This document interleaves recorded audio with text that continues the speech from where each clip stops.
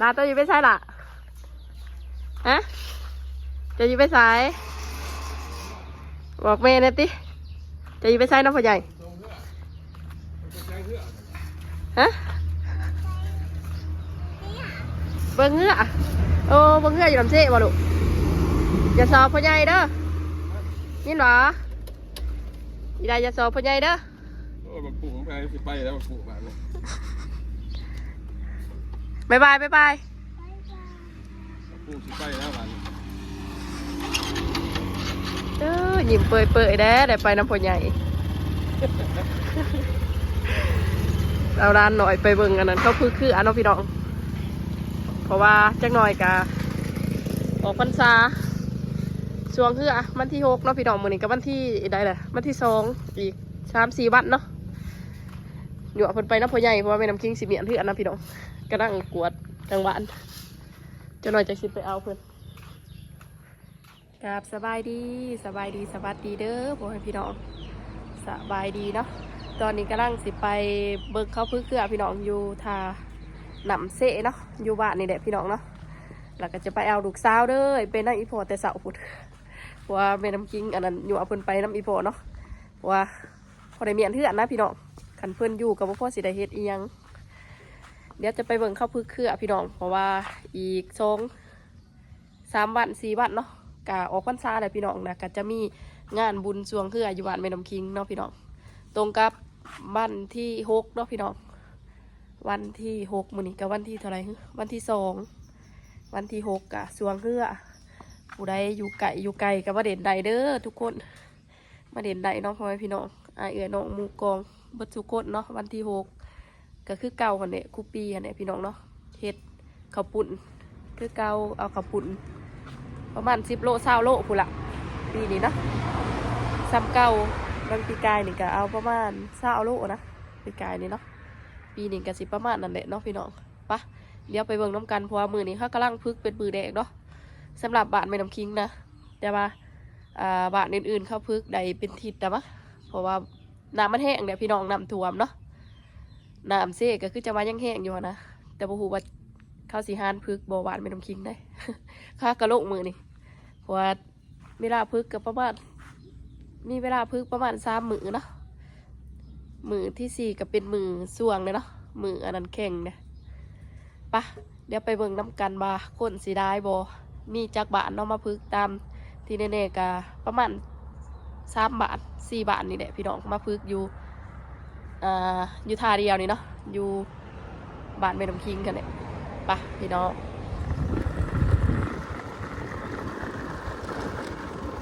ทางโรงพยาบาลแม่น้ำคิงพี่น้อง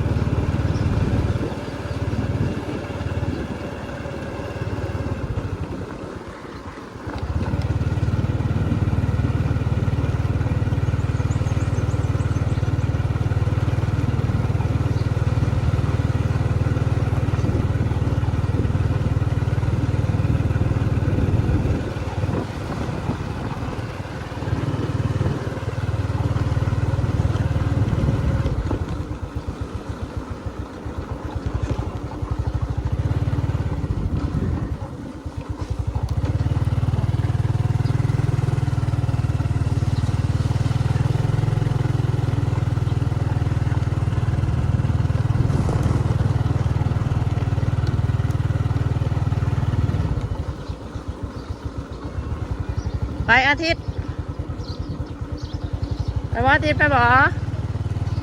ไม่ว่าท่านมาตลาดวันนี้เหรอ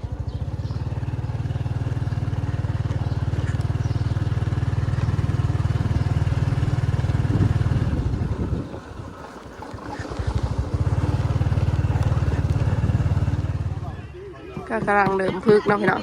อันนี้คือบ้านแม่น้ำคิงเนาะบ้านหน้าในพี่น้องมีทั้งหญิงทั้งชายเนาะ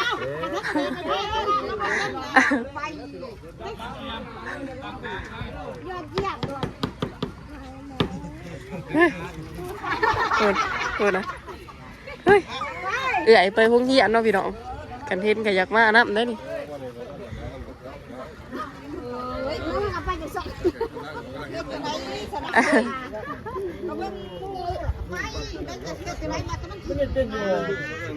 เบิ้งนะ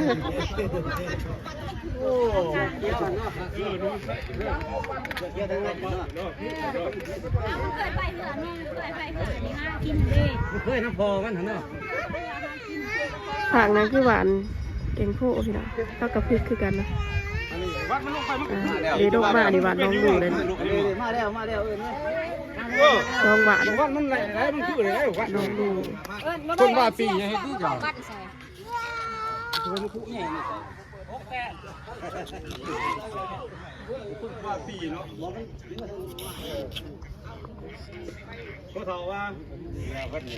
น้องดูบริวารคุหวานยังน้องดูเขายังมีสีใส่เนาะ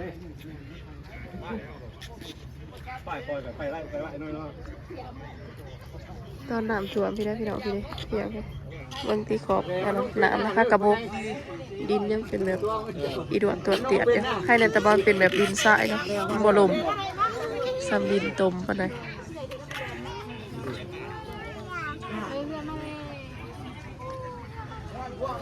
ลงไปหาก็เป็นแกงเนาะ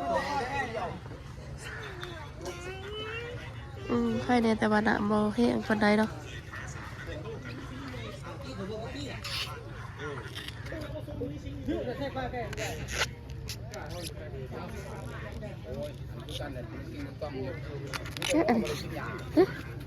เยอะดิ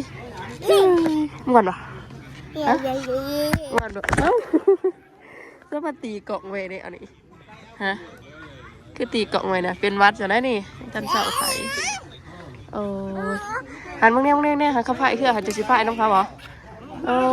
พายยิงเลยคนนี้เด้อ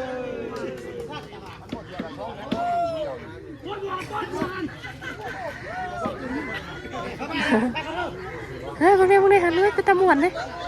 ไปตะมวนค่ะ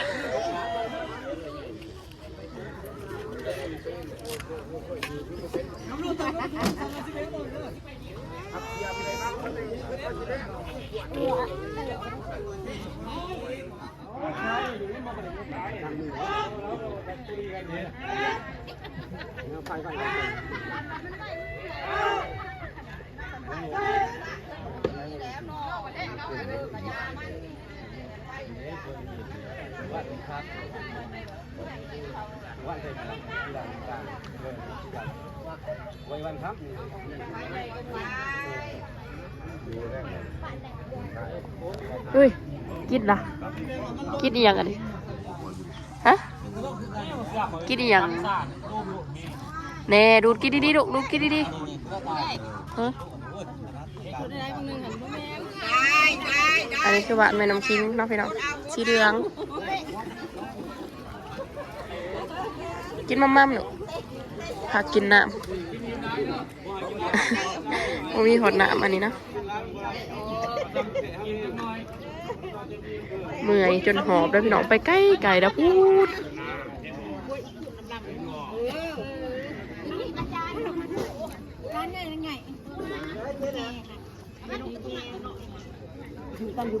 โอ้ผักเลยมันจะห่วยผม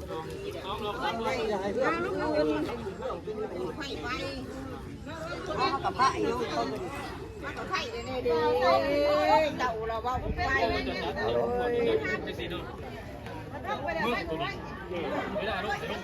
ลูกจังสินี่ผ้าอย่างนี้ไอ้ตัวนี้ยุ่งจังสิหมอนี่ดึงไปจังสิตัวนี้ให้สิสิ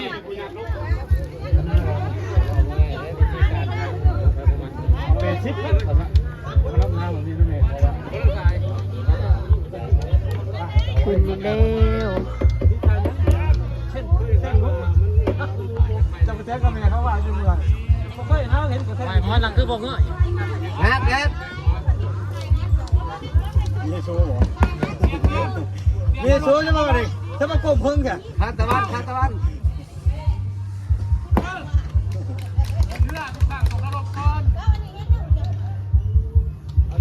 ไปจำเด้อว่าเด้อมื้อนาแข่งกันเด้อก็จังใจนี่เป็นจังได๋แท้ เดี๋ยวว่าชีวิตเป็นยังไงก็ประการก่อน ไปมาซ่า จะเป็นนกเก่งเนาะ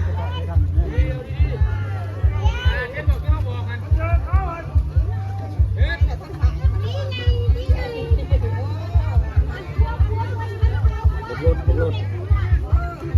ที่ข้าอีแดงข้าอีเยอะ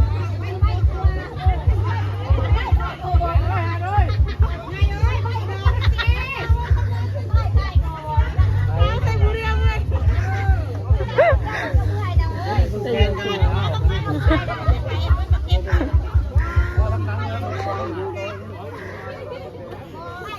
อ้ยหัวหน้าทุกรุ่งเองว่าหัวหน้า โอ้ยท่านผู้ภาพเข้ากันผู้บริภาค